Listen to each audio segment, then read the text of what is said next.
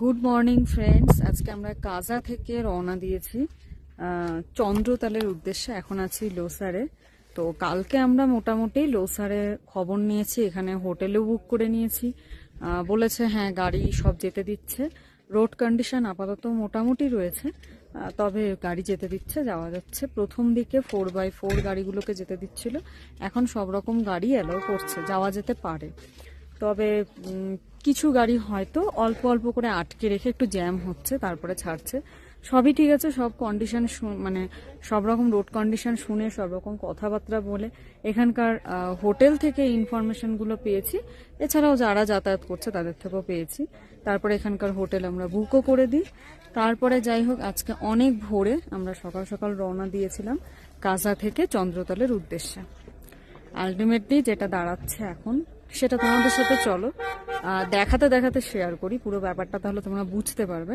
এখন আমরা লোসারে পৌঁছেও গিয়েছি। আজকে শনিবার, মানে যারা আসতে চাচ্ছ তাদের জন্যই মেনলি এই আপডেটটা দিচ্ছি। তো চলো পুরো ব্যাপারটা আমি দেখাতে দেখাতে তোমাদেরকে বলি। এই দেখো, এটা তো আমাদের গাড়ি, পুরো লাইন হয়ে গিয়েছে, ওই যে কত দূর অব্দি গাড়ি দেখতে পাচ্ছ।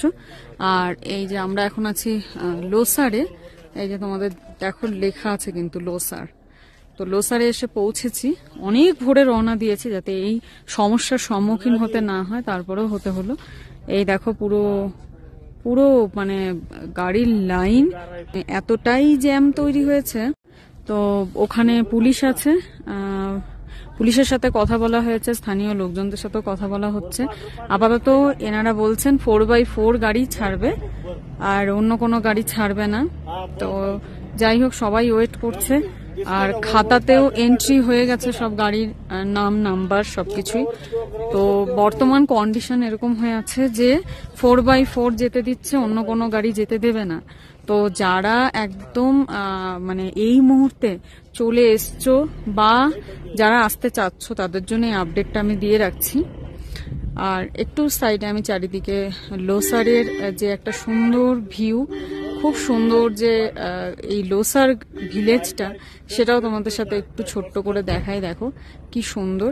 আজকের ওয়েদার খুব ভালো, এমন কিন্তু কোনো খারাপ ওয়েদার না যে ওয়েদারের জন্য বৃষ্টি হচ্ছে বা বরফ জমে গেছে সেই জন্য আটকে দিচ্ছে।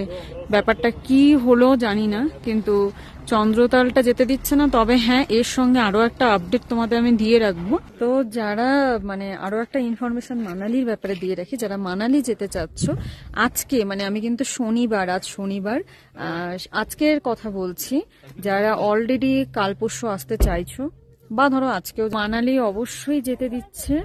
শুধুমাত্র যে 4x4 তা না, সব রকম গাড়ি কিন্তু মানালিতে অ্যালাউ করছে, মানালি যেতে দিচ্ছে। মানালির রোড কন্ডিশনও একটু খারাপ, খুব একটা ভালো না, তবে কিছুটা জায়গা মানালি কিন্তু অবশ্যই ওপেন হয়ে গিয়েছে, কোনো রকম কোনো সমস্যা নেই। তবে আমরা আজকে চন্দ্রতালের উদ্দেশ্যে বেরিয়েছি, চন্দ্রতালের ক্ষেত্রে কিন্তু এই সমস্যাটার সম্মুখীন হতে হচ্ছে। আর মানালি কিন্তু যাওয়া যেতেই পারে। তো এই তো আপাতত আরেকবার তোমাদের আমি এখানকার অবস্থাটা দেখাচ্ছি। দেখো, এই যে দেখো জ্যাম, চারিদিকে শুধু জল্পনা কল্পনা, সবাই ভীষণ একটা অন্ধকারে রয়েছে, ধোঁয়াশার মধ্যে। আলটিমেটলি যাওয়া হবে কি হবে না জানি না, কিন্তু চেষ্টা সবাই করছে। আর এখনই যেই আপডেটটা পাওয়া গেল, কথাবার্তা বলে এসে যেটা জানা গেল। আচ্ছা, এখন কথা বলে এসে মোটামুটি কি জানতে পারলে?